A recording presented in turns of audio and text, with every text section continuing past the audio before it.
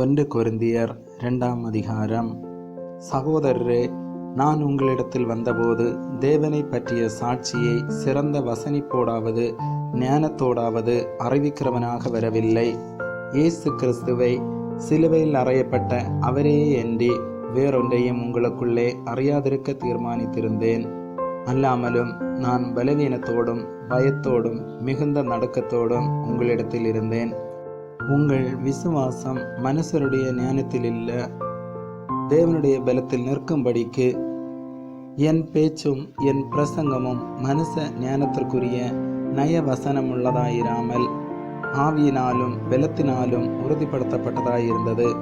அப்படி இருந்தும் தேறினவர்களுக்குள்ளே ஞானத்தை பேசுகிறோம்.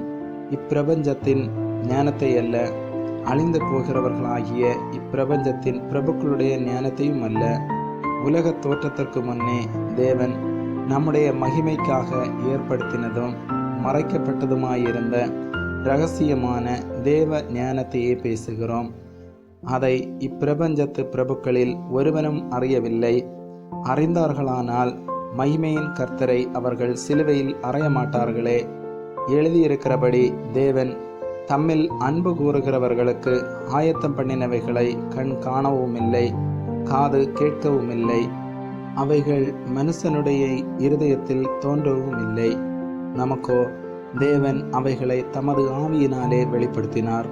அந்த ஆவியானவர் எல்லாவற்றையும் தேவனுடைய ஆழங்களையும் ஆராய்ந்திருக்கிறார். மனுஷனில் உள்ள ஆவியே அன்றி மனுஷரில் எவன் மனுஷனுக்குரியவைகளை அறிவான்? அப்படி போல தேவனுடைய ஆவியே அன்றி ஒருவனும் தேவனுக்குரியவைகளை அறிய மாட்டான்.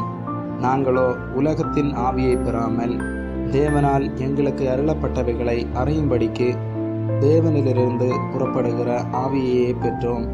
அவைகளை நாங்கள் மனுஷ ஞானம் போதிக்கிற வார்த்தைகளாலே பேசாமல் பரிசுத்த ஆவி போதிக்கிற வார்த்தைகளாலே பேசி ஆவிக்குரியவைகளை ஆவிக்குரியவைகளோட சம்பந்தப்படுத்தி காண்பிக்கிறோம். ஜென்ம சுபாவமான மனுஷனோ தேவனுடைய ஆவிக்குரியவைகளை ஏற்றுக்கொள்ளான். அவைகள் அவனுக்கு பைத்தியமாக தோன்றும். அவைகள் ஆவிக்கேற்ற பிரகாரமாய் ஆராய்ந்து நிதானிக்கப்படுகிறவைகளானதால் அவைகளை அறியவும் மாட்டான். ஆவிக்குரியவன் எல்லாவற்றையும் ஆராய்ந்து நிதானிக்கிறான். ஆனாலும் அவன் மற்றொருவனாலும் ஆராய்ந்து நிதானிக்கப்படான். கர்த்தருக்கு போதிக்கத்தக்கதாக அவருடைய சிந்தையை அறிந்தவன் யார்? எங்களுக்கோ கிறிஸ்துவின் சிந்தை உண்டாயிருக்கிறது. ஆமேன்.